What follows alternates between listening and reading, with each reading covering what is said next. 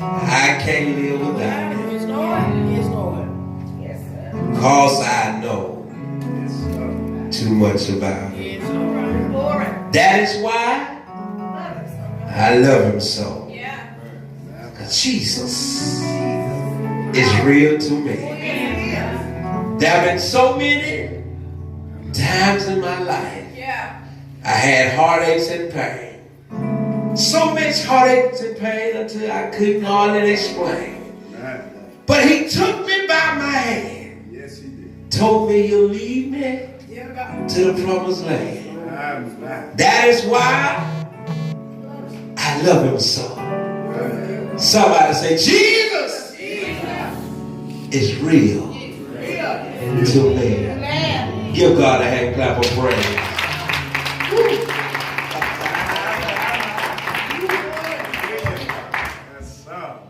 And I know Pastor did him a preparation, but as he was speaking, the Lord laid this in my heart, and I seen what God had brought him from to where he is right now. And First Baptist see the glory, y'all gonna be praising God. I promise. Let me tell you, y'all just don't have a man of God that love God, a man of God that love people. Amen. A man of God that probably could have been doing anything. But by the grace and mercy of God, God saved his life, filled him with the precious Holy Ghost, empowered him. Y'all don't hear me. Elevated him. I thank God for this man of God. Not only that, but then I looked around and I see classmates. One I played football with. I played center, he played guard. And boy, he was rough.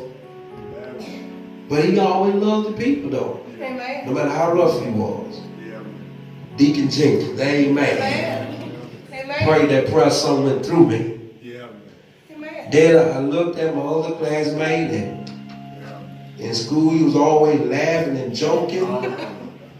But then he sung, Brother Jefferson. Y'all don't know how happy I am right now to see my classmates, see teammates serving God.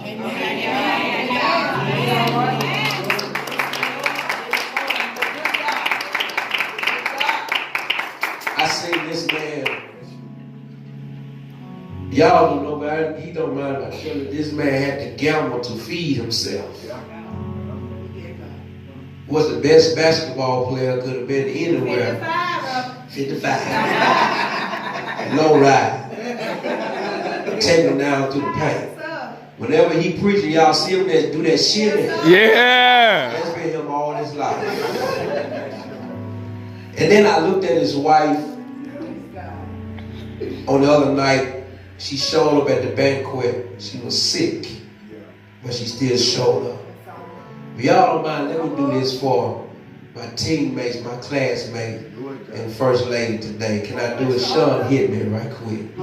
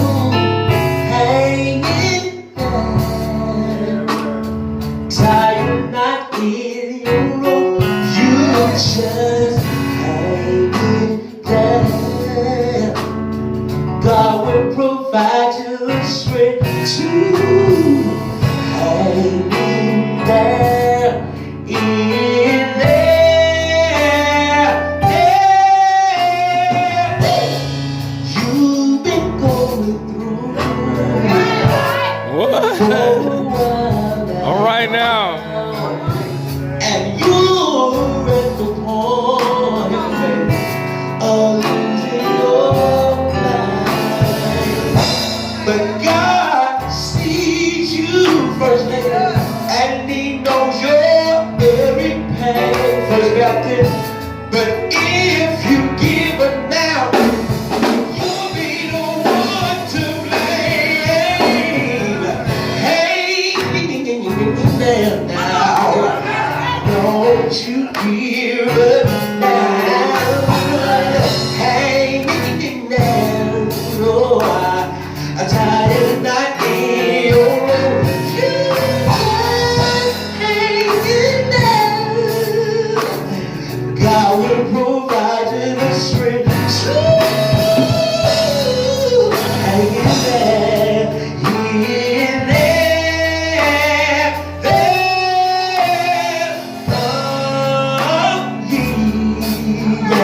This constant lane, where ye land, come to the mercy seat, yeah.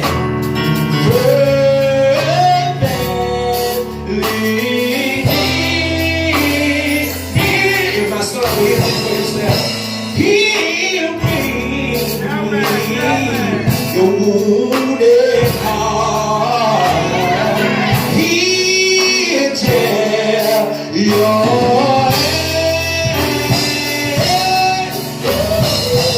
hanging there. Don't you give us now. Hanging down, tired not in your room.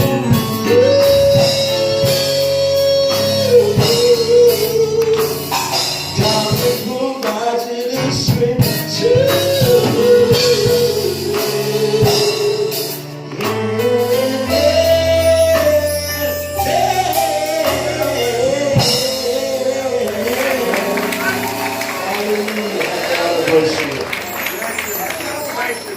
It's not just for the pastor, but it's for everybody. Hallelujah. Matthew 14. Hallelujah. I'm happy. I've been trying to hold it while he was talking. Amen. It don't take much for me. I'm a crybaby. But when you see what God has done in people's lives, man, I'm telling you, you just got to give God praise. Man, to see the elevation that God is doing in their lives, I'm happy. And I know my place. I have learned my place. I used to try to be like other people. And God said, that ain't you. That's right. He said, I just need you to be who I told you to be. That's right. Use the gift that I told you to use. Amen. Encourage somebody else. Amen. And watch me work. Amen. Watch me work. I got discouraged at times, and then the Lord had to whoop me and choke me. Come on with it. Bring yourself down and watch me work. And let me tell you, he been working. He been working. I may not have it all I want, but when I got Jesus, everything I need. So I'm blessed. How many years this is for you? 11, Lord. I can't even stay in the church over 3 years. I'm in my fourth pastorate. I ain't joking. Amen. 11 years, I can't stay in one of 3. Amen. Y'all are blessed. Amen. Amen. Y'all are blessed. Woo, this man can be anywhere. Folks looking for pastors. For good pastors. Sound preaching. Sound leadership. Amen, doctor. May not have a fancy resume, but he's faithful and real. Y'all don't want to hear me. Y'all see how real he was today? He was real. You got to make folks, David said, I was glad when they said unto me, let us go into that. You ought to be glad to be. He tried to make you glad today. All right, let me preach and get on down. As y'all been such for preaching, you have a great man of God. Amen. I'm just honored to be here. To come and stand where he stand and declare God's word to his people. Amen. Matthew 14. Thank God for my wife. Amen. I better get to church and she was getting dressed and I was getting happy. Amen.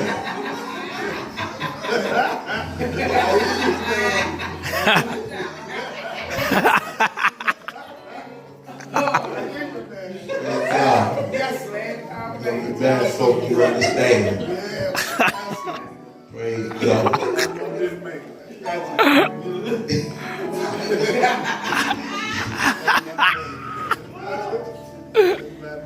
Praise God. 7, I love that book. 1 Corinthians chapter 7, I love it. Ain't all right.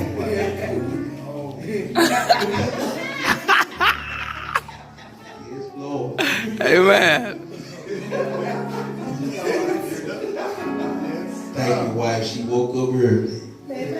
Y'all, we really just got off the road. Amen. Amen. She woke up. We got to Adamsville last night. She said, "You want to drive?" I said, "Yeah, I'm driving on in." She wake up every now and then. "You good?" "I'm good. Go back to sleep." Amen. And she made me happy. Praise God. Matthew 14. Begin reading that verse 23. And when he had sent the multitudes away, he went up into a mountain apart to pray. And when the evening was come, he was there alone. But the ship was now in the midst of the sea, tossed with waves, for the wind was contrary. And in the 4th watch of the night, Jesus went unto them, walking on the sea. And when the disciples saw him walking on the sea, they were troubled, saying, "It is a spirit." And they cried out for fear. But straightway Jesus spake unto them, saying, "Be of good cheer. It is I, be not afraid." And Peter answered him and said, "Lord, if it be thou, bid me come unto thee on the water." And he said, "Come." And when Peter was come down out of the ship, he walked onto the water to go to Jesus. But when he saw the wind boisterous, he was afraid and began to sink. He cried, saying, "Lord, save me." And immediately Jesus stretched forth his hand and caught him and said unto him, "O thou of little faith, well therefore did thou doubt?" And when they were coming to the ship, the wind ceased.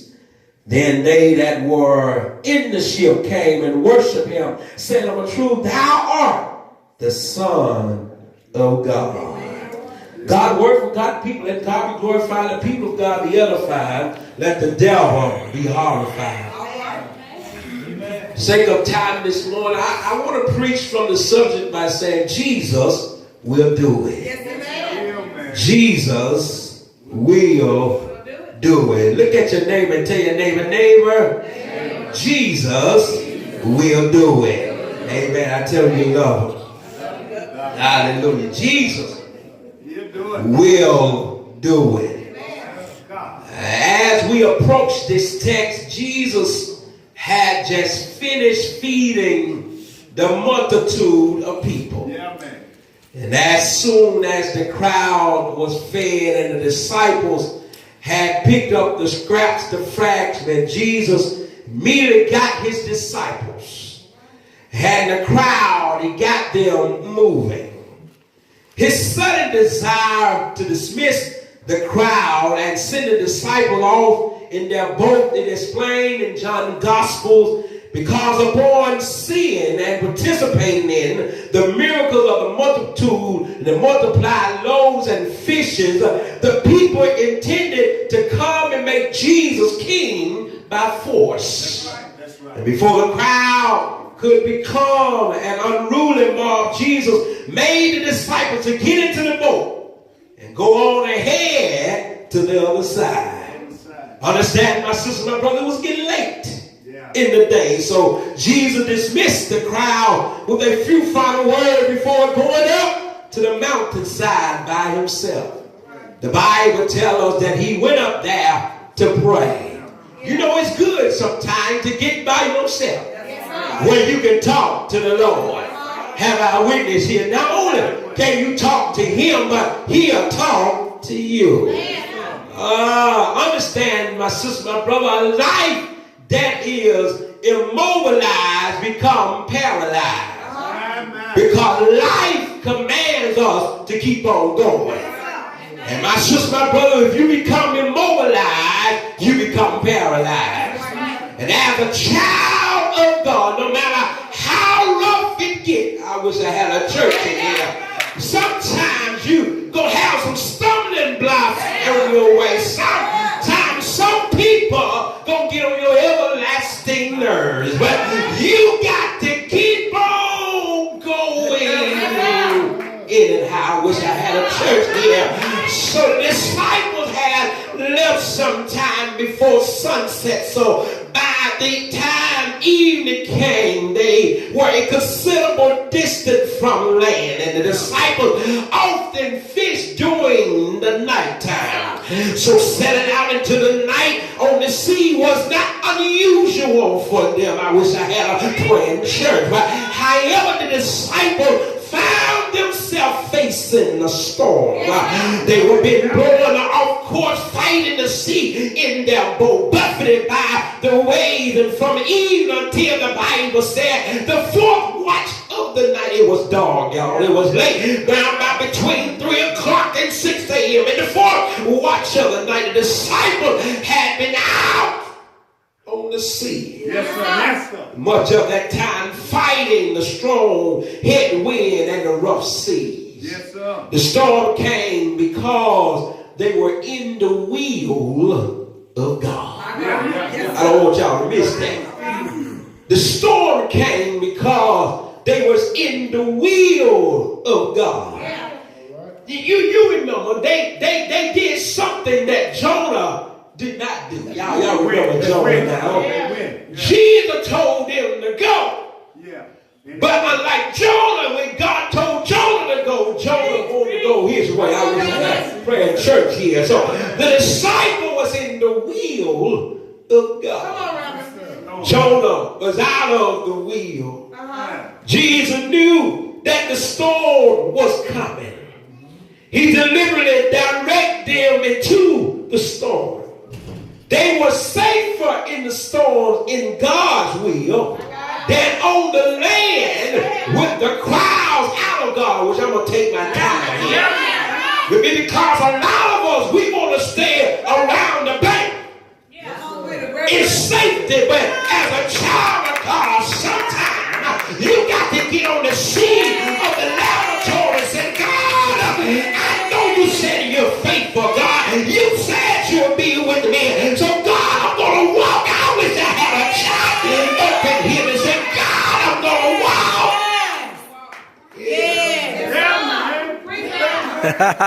With you. Amen, amen.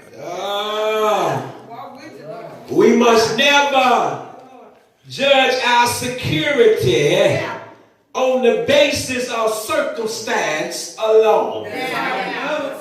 Because just because you're doing well on land does not mean that everything is all right. Because understand there are some rulers of the dark. Y'all want to talk to me. You can be doing good today. You can be doing good this minute. But the next minute, the enemy, Lord have mercy. I just need y'all to look at your neighbor and tell your neighbor, I'm not your enemy. And you are not my enemy. But we got to be careful how we let the enemy use us. I wish I had a church. For we wrestle not against flesh and blood, but against principalities, rulers of the darkness, in high and wicked places. I'm not your enemy, but stop letting that joker use you. Come on here, somebody. So as we read our Bibles, we discover that there are two kinds of storms. There are storms of correction. That's when God disciplines us. And there are storms of perfection. That's when God helps us to grow. And this is where I like James. James says, my brother in when ye fall into divers temptation. In other words, he said, you're going to be many trials and temptation come your way. But he said, be of good cheer. You got to understand. You got to understand, my sister, my brother, that God will take care of you. Those storms of perfection that'll help you to grow. Correction just to discipline you. And what don't kill you sure will be. That's right, Doc. I wish I had a church in here. Sometimes God got to spank you. And he ain't spanking you because he hates you. He spanking you because he loves you. And I'd rather for God to spank me now. I wish I had a church here. Is there anybody thank God that he didn't let you get away with some stuff? Thank him for the spanking. See, because some stuff we caused in our life. You may not get it then, but somewhere down the line that spanking come. You know how it is. When I was coming up, when we do something one time, my mom and dad said, look, we'll put that on the shelf. Okay. Do something again. They said, we'll put that on the shelf. Come around the third time, you do it again, and all them trouble that you had is coming off that shelf. I thank God that my parents, they tried to show me some grace and mercy like God showed. Y'all don't want to preach and help me here.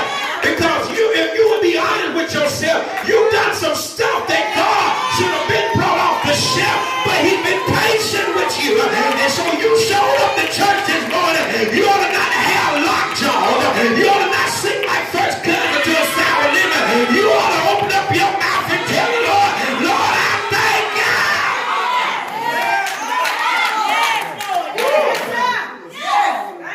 So I thank him for the storms of correction. Thank him. Thank him. Thank him.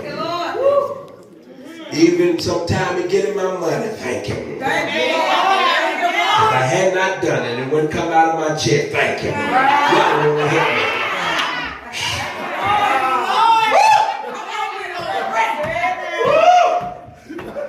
Help me, Lord. I'm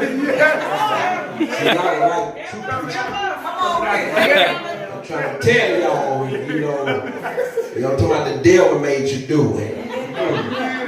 You know what you're doing. Now you got to pay the consequences. Come on, somebody. Preach, Doctor. Thank God for the storm of correction. And I thank him for the storm of perfection. So much better than what I used to be. Jonah was in a storm because he disobeyed God. And he had to be corrected.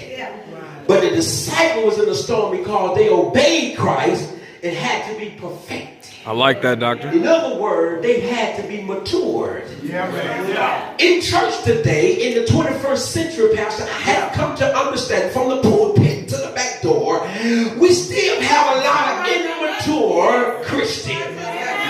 But when I hear Paul telling the Philippian church, he that has begun a good work in you shall complete it until the day of Jesus Christ. And in our churches today, we have a lot of unhealthy church members. Because we are immature. We want to be in places, in positions, but yet we don't want to have Jesus in our life. Because you do know that gifts are given without repentance. Just because I can shout the horn or sing the horn of a billy goat doesn't mean that I'm on my way to heaven. Because I can hold a tune and my heart is not in tune with God. I wish I had a church in here. Because everybody that shows up at church may not show up in heaven. I wish I had a church. The Bible said none but the righteous. These are mature saints. So in Matthew 8, 23 to 27, Jesus had tested them in a storm before when he was in the boat with them, but now He tested them by being out of the boat.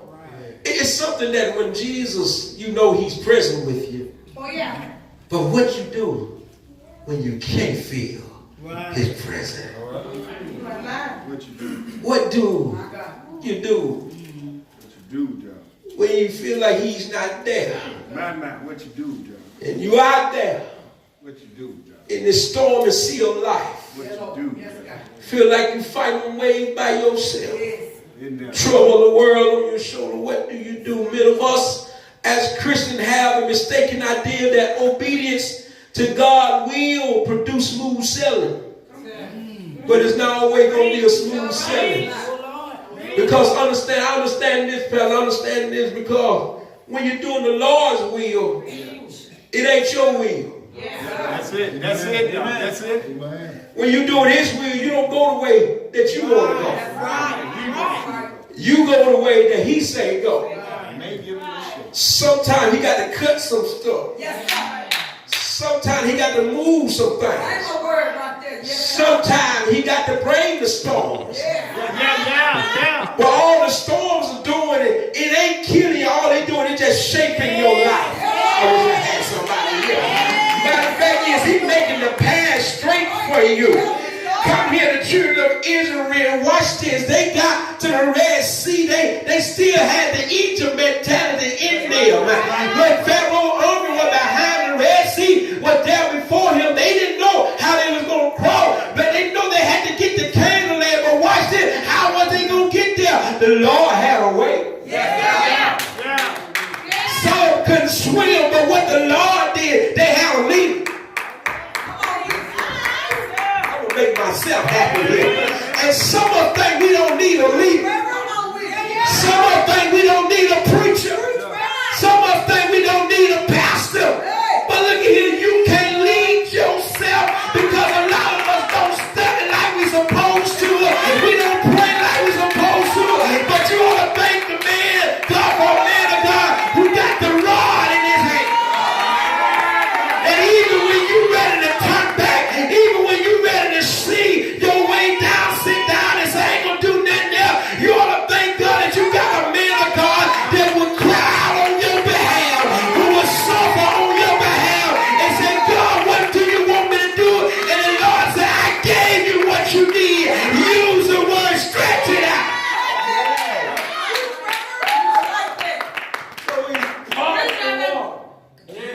Yes, sir, doctor. Children of Israel was able to walk out. Can I tell you, First Baptist, you don't have to be a big mega church. Come on with it. Come on with it. I see God took 12. Yes, sir. 12 men. And one of them jokers was the devil. And so you take one from 12, that leaves you 11. God can take a little and turn it to like, can I tell y'all? A lot of people may not know about your church, but can I tell you, they know about your church by your man of God. Teaching in the convention, y'all don't want to hear me. Y'all preaching in the convention, y'all don't want to talk to me. Thank God for a man of God that is leading the church in the right way through the storms of life. I believe about myself here. So in John 16, Jesus promised, in the world ye shall have tribulation. When we find ourselves in the storm because we have obeyed the Lord, we must remember that he brought us here to the storm. And he can care for us while we are in the storm. Somebody said if he bring you to it, he'll take you through it. Let me get on here. This entire scene is a dramatic picture of the church. And the Lord today. God people are on the sea. In the midst of a storm. Yet according to Romans 8 and 34, Jesus Christ is in heaven, making intercession for us. And Mark 6:48, Jesus saw the disciples and knew their flight. Jesus, as he sees us and knows our needs. And according to Hebrews chapter 4, verse 14 through 16, Jesus, our high priest, he feels the burdens that we feel. And knows what we are going through. Jesus was praying for his disciples that their faith will not fail. Pray with me here. Knowing that Jesus Christ is in the next room, praying for us will give us new courage to endure in the storm and to do his will. But can I tell y'all, he's not in the next room. I said he ain't in the next room. He ain't in the next room. Can I tell you, his Holy Ghost is inside of us. He's in heaven interceding for us. He sees our need. He knows our fears. And he is in control of the situation. Those of us who are Christians must understand that when we are in the will of God, beloved, and when we face storms from being in God's will, we must know that Jesus will do it. Let me give you these three, not do like the Avon deodorant and roll on out of here. First of all, when we go through the storms of life, the first thing I need you to understand that Jesus will come to us. Notice Jesus went to them, walking on the sea. And often we feel like Jesus has deserted us when we're going through the hard times of life. In the Psalms, David complained that God seemed far away and unconcerned. Yet he knew that God would utterly rescue him. Even the great apostle Paul got into a situation so difficult, and he said he felt burdened excessively beyond our strength, so that we despair even of life. Can I tell you, my sister, my brother, the Lord's grace is sufficient. Can I tell you, David, Paul said he cried out to the Lord 3 times. Yeah, he had a thorn in his flesh. I wish I had a church here. He cried out to the Lord 3 times, and the Lord didn't give him an answer to say, I'm going to bring you out, but the Lord said, my grace is sufficient. Can I tell y'all, the Lord will give you favor even in the midst of your failures. He'll give you favor over your failure. Somebody here done failed so many times in your life, but God will still give you favor over your failure. I wish I had a church here. Those storms thought it had you down, but can I tell you, God still got favor over your life. If you still got breath in your body, God said, I still give you favor over your failure. Because we're seeing abound, grace abound, much more. I wish I had a church. Jesus always comes to us in the storms of life. He may not come at the time that we think he should come. Because he knows when we need him the most. He waited. He waited until the ship was as far from the land as possible. So that all human hope was gone. They couldn't throw their nets out. They couldn't feel the bottom. They went on shallow waters. They were now out there deep in the water. When you get out there deep in the water, you're doing the Lord's will. You're away from the shadow of the water. What do you do? But Jesus, he was coming to them. He was testing the disciples' faith. And this meant removing every human problem. The problem with us, we always leaning on somebody else. I know every now and then you're going to need somebody, but you need to see Jesus first. The Bible says in Matthew 6:33, seek ye first the kingdom of God. Y'all don't want to talk to me.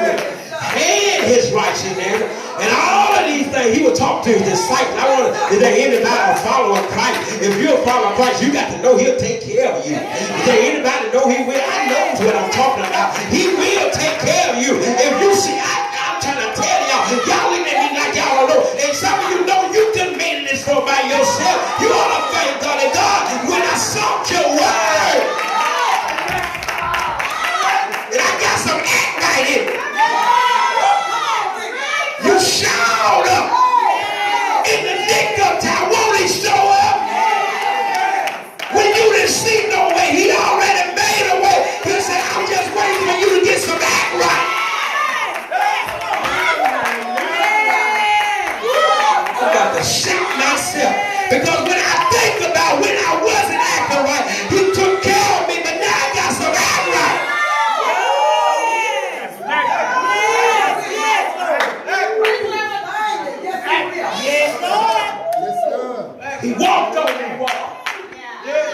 show his disciples that the very thing they feared, which was to see, was only a staircase for him to come to them. Can I tell you your problem, your sickness, your marriage problem, your work problem, your finance problem is only a staircase where Jesus is going to walk on your problem. Is there anybody here can say, God, I thank you that you're walking on my problem? Even when it seems like you can't walk on it, he's walking on it. Then I heard you sing and say he brought you through so much pain, but God was walking on the pain.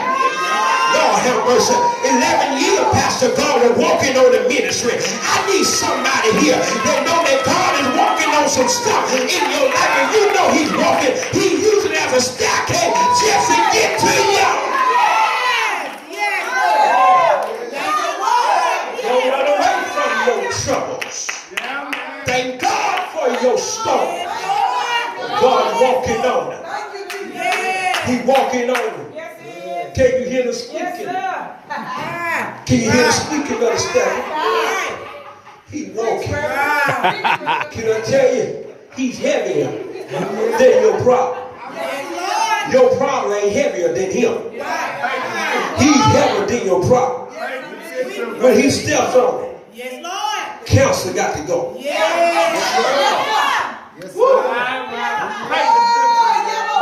Stepping on the haters, they got to go. Amen, doctor. Preach. Stepping on jealous, they got to go. Preach. Stepping on envy, got to go. Those that misuse you and abuse you when he step on it, I'm telling you, he's heavier than your problem. Anybody thank God that God carry a heavyweight? Y'all talking about the heavyweight boxing, the heavyweight. Jesus been heavyweight all his life. He ain't obesity neither.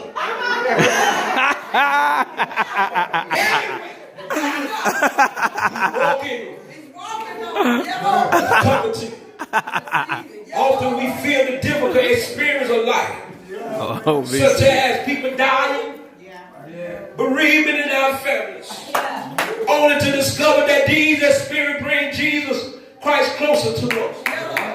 Because some of us, when we never had no problem, we wouldn't even pray. But watch this, they did not recognize Jesus because they were not looking for him. Had they been waiting by faith, they would have known him immediately. Instead, they jumped to the false conclusion that their appearance was that of a ghost. Fear and faith cannot live in the same heart. Either you got faith or you got fear. Because watch this. In the midst of what you're going through, every believer that trusts God, your faith ought to kick in through the word of God. That's right. That's right. Because watch this. On the Passion Week, while Jesus was on his way to Jerusalem, him and his disciples was walking down the road, and they saw a fig tree. The fig tree had leaves, but it had no fig. And one thing about the fig tree, it got to have figs before it started having leaves. So in other words, what was happening was the fig tree was camouflage. Look at it. That's right. It looked promising, just like some of us in church. We look promising. Camouflage. We look churchy. Talk churchy. We got no fruit. No fruit. Lord have mercy. Yes, sir. No love. No joy. No peace. No meekness. No long suffering. We got the outside, Crystal. But we need to check our hearts. Nothing with that. Jesus cursed. They went on back, and on the way back, the disciple looked at it, and they saw that the fig tree dried up. Watch this. Jesus told them, look, he was trying to teach them to have faith. By the size of a mustard seed.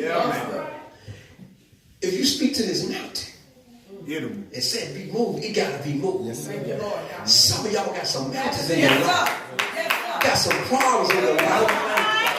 And that thing tearing you up because you fear it, and the fear is overtaking your faith. But is there anybody here that say, God, I'm going to turn up? Come on, Will. Turn up my faith. Yeah. In the midst of what I'm going through. Because every time I turn up my faith, God, you always come through for me. I heard the pastor's testimony. He always come through. He can bring down stuff. He'll tear giants down in your life. He'll bring stuff down to your side that seem like you cannot get up to. He said, I'll bring it down so you can go over it. Let me get out of here. So when we go through the storms of life, not only will Jesus come to us, but Jesus will help us to grow. The whole purpose of the storm was to help the disciples to grow in their faith. After all, Jesus one day will lead them. He will lead them and they would be on their own, and they will face many storms in their life.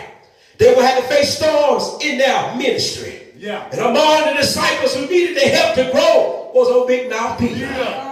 Before we criticize Peter for about to sink in the sea, at least you got to honor him for his magnificent demonstration of faith. Peter said, Lord, if it's you, he said, bid me to come. One thing I like about Peter dared to be different. Yes, he did.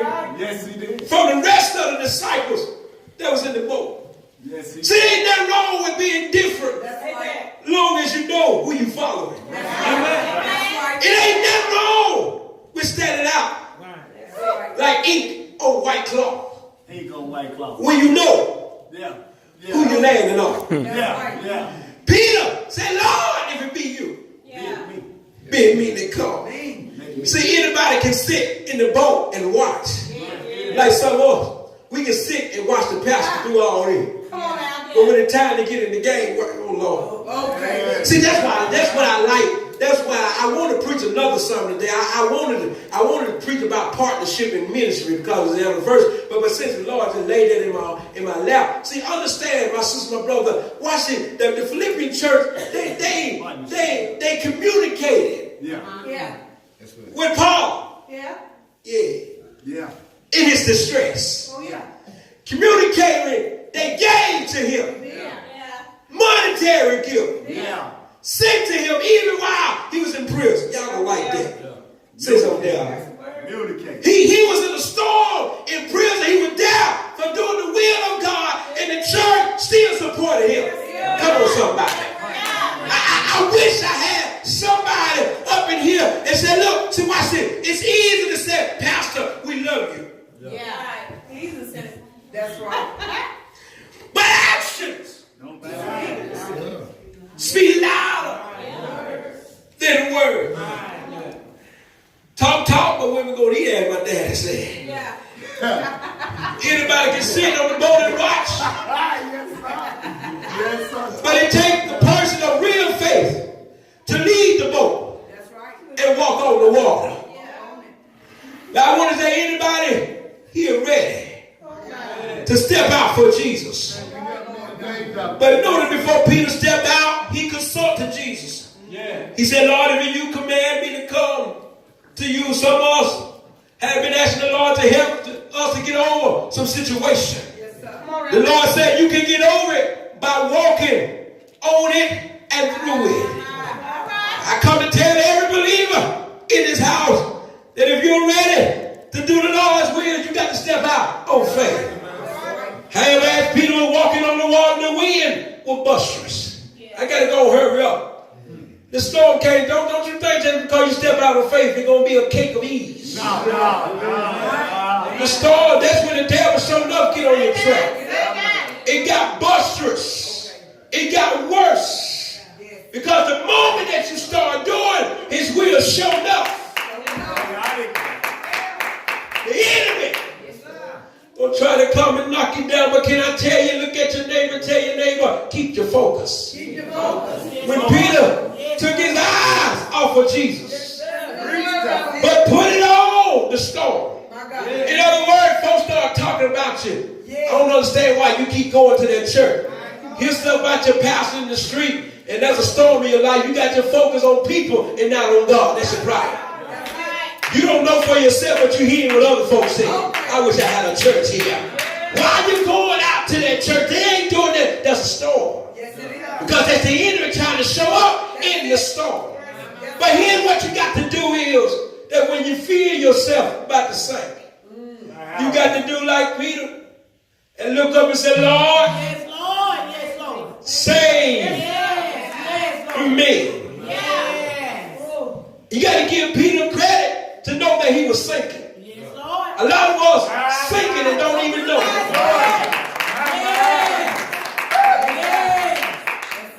Showing up at church and yet sinking. Sinking to rise no more. Oh, yes, Lord. But you ought to look up and say, Lord, save me. Yes, Lord. When you feel like you're not seeing eye to eye with the Lord, you need to look up and say, Lord, save me. He cried out when he was beginning to slip. Not when he was drunk, but when he was beginning. Well, there was a different experience for Peter. Let me move on here. When you go through the storms of life, not only will Jesus come to us and help us to grow, but last, if Jesus will see us through. Amen. If Jesus said, come, then the word is going to accomplish its purpose. That's right. Can I tell you, whatever the Lord starts, he's going to complete it. Peter's experience turned out to be a blessing to the other disciple as well as to himself. When they saw the power of Jesus Christ in conquering the storm, they could only fall down and worship him.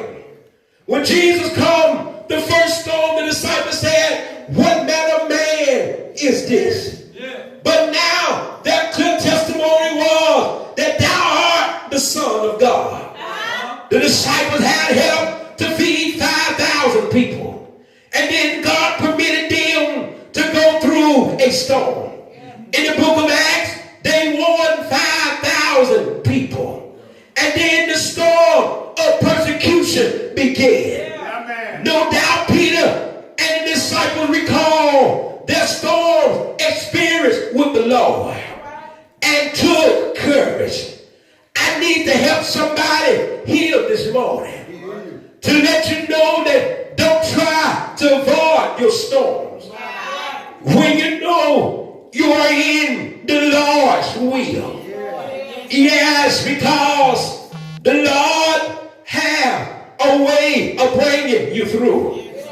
Have I a witness here? This miracle magnify the kingship of Jesus Christ. In fact, when Matthew wrote Peter's request, bid me to come, he used a Greek word that means the command of a king. Peter knew that Jesus Christ was king over all nature, including the wind and the waves. His word is long, and the elements must obey him. You remember that while Jesus was on the boat with his disciples on one occasion in Mark chapter 4, you understand that he spoke to the wind and he spoke to the sea, and some kind of way they took a wheel and they had to calm themselves down. Ooh, if there anybody here know that the Lord is walking on your storm, is there anybody here know that your trouble got to take ear and hear the Lord say, calm down? Have our witness here? Oh, I think somebody here know that the Lord is working things out in your favor. Have our witness here? Because storm may rise, wind may blow. I hear David say, I see the lightning flashing, I heard the thunder roll, voices make the action, trying to come to my soul, but the master of the sea, well, my despair is quiet, and from the water he lifted me down. So save and mind, is there anybody here know that the Lord will he'll come to your rescue? Is there anybody here thank God for God that when you call for him you don't have to go pick him up, that he'll come down and he'll pick you up? Is there anybody here that the Lord will pick you up and carry you through your storm? Do I have a witness here? Do I have a Holy Ghost witness here that know that you had some hard times in your life? But the Lord, I said the Lord, the Lord, the Lord, the Lord,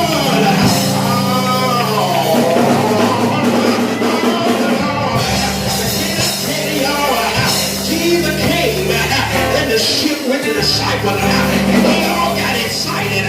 The Bible said they all fell down and they worshiped him. Can I tell y'all, if you know the Lord and work some stuff in your life, how can you sit there?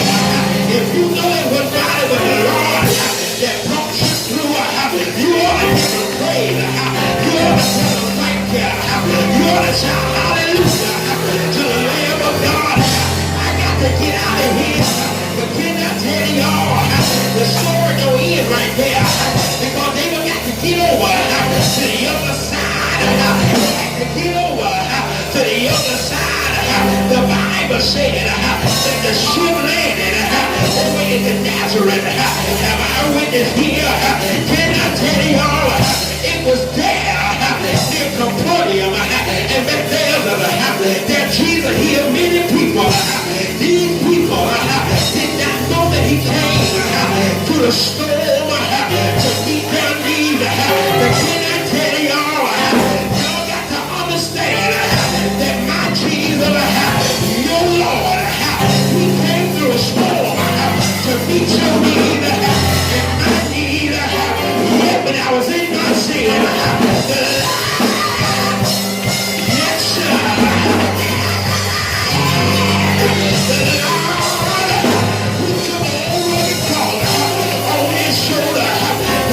The storm, they slapped him, they plucked his beard, they spit on him. He did not give up. He kept going through the storm with that old rugged cross over his shoulder. Is there anybody here?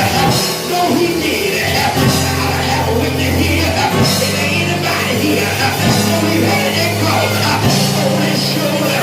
Did I tell y'all why that cross was on his shoulder? He fell down. He had to let you know. We need your burden gonna get heavy. Your call gonna get heavy. Oh, shit. This was Lord. And I was way more free. No. For everyone.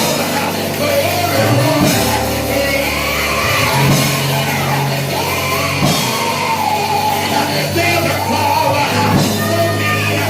We got up because we got to let us know you can't give up. Put your burden. You got to keep on going. He had a purpose. He had a destiny. In the midst of his storm, out there on Calvary, you don't know what he did. Out there on the Calvary, put the cross on his shoulder, gave his hand to the tail, gave his side to the spear, laid his hand in the locks of his shoulder. Y'all hear me preach it tonight. Y'all know what he did. He died.